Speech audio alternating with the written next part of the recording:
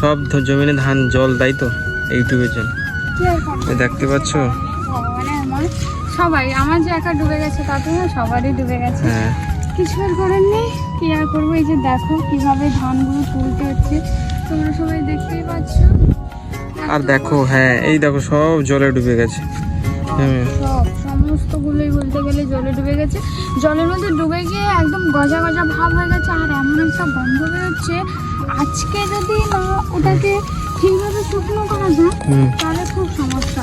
ওটা মানে খেতেই পারবে না, যে কেউ হোক না কেন ওটাকে যদি ভাবে যে সেদ্ধ করে খাবে, ওটা ওই যে ভাত ফুটিয়ে ওটা পারবেই না, এত পরিমাণে গন্ধ হবে।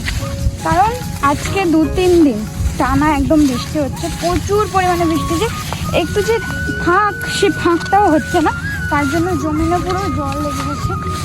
এই যে আমাদের ঘরে ধান এইভাবে ছেঁকে ঝাড়াই করা হবে। ওই জমিনটা তো দেখতেই পেলে পুরো একদম 1 হাঁটুর কাছাকাছি মতো জল আছে মোটামুটি ওই জমিনটায়। আর খেতে আমরা ক্ষেতের উপর দিয়ে যাচ্ছি, তাই তো। কি আর করবো।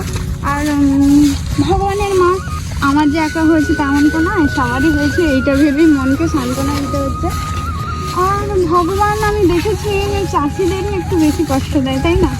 আমি চাষি হলে হয়তো বলছি যে চাষিদের একটু বেশি কষ্ট দেয়, আর যারা অন্যান্য কাজে আছে তারা ভাবতে হয়তো তাদেরকে ওই সব কাজে কষ্ট দেয়, তো তেমন না। কি আর বলবো, এত কাজ করে করে হাঁপিয়েই গেছি। আর তোমাদের কাদের কাদের ওইখানে বৃষ্টি হয়েছে, ফসল নষ্ট হয়েছে, অবশ্যই কমেন্ট করে জানাবে। আমাদের তো মাথায় হাত, আমাদের বাড়িতে তো আজকে প্রায় 3 দিনই খাওয়া দাওয়া বন্ধ। কারণ কি আর করা যাবে, কিছু করারও নেই, কিছু নেই। তবু মোটামুটি যদিও কিছুটা বাঁচাতে পেরেছি মেশিনে ধান কেটে, তবুও ওইগুলো একদম নিচে ভিজে গেছে। কিছুগুলো তো হাতে কাটা হয়েছিল, কিছুগুলো নিচেও যে ছিল ওইগুলো পুরো একদম ভিজে একদম জলে ভর্তি। কি আর করা যাবে, তো পরিস্থিতি খারাপ। আবার মেঘ দেখা দিচ্ছে, আজকে যদি সন্ধ্যেবেলা বৃষ্টি হয় তাহলে যেইটুকু বাঁচানোর মানে আশা ছিল ওটাও করা যাবে না। আমাদের এদিকে যাদের ঘরে ওই যে ধান কেটে ঝাড়াই করেছে, তো মেশিনে কেটে নিয়েছে, দিয়ে এইভাবে চাই করে রেখে দিয়েছিল। আজকে 3 দিন তো খুলতেই পারেনি। আজকে যখন এসে খুলে দেখে ওগুলো হাতে তুলতে জল গছে পুরো গজা, মানে আমি যেভাবে ব্যাহেন ধান মারি যেভাবে গজা করি সেইভাবে হয়ে গেছে পুরো। ওরা তো কেটে কেটে মাথায় হাত, মানে কি আর করবে, মানে কি বলবো আমি খুঁজেই পাচ্ছি না।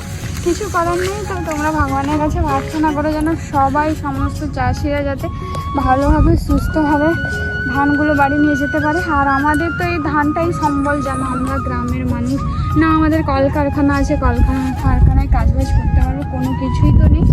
গ্রামের মানুষ চাষবাসই সমস্ত কিছু, আর চাষবাসও গেছে জলের তলায়। কি হবে জানি না। ওইদিকে দেখো মেশিন চলছে, দেখতেই পাচ্ছ মেশিন অনেকটা দূরে। এই এক জায়গায় 4টা মেশিন ঝরছে, মানে মানুষ এখন টাকার পুরো করছে না, বলেছে যে আগে ধানটা আগে তুলি, কি হয় কি আর করা যাবে। তো চলো তোমরা লাইক কমেন্ট শেয়ার করো, সবাই ভালো থেকো। আজকের মতো টাটা, দেখা হচ্ছে পরের ব্লগে।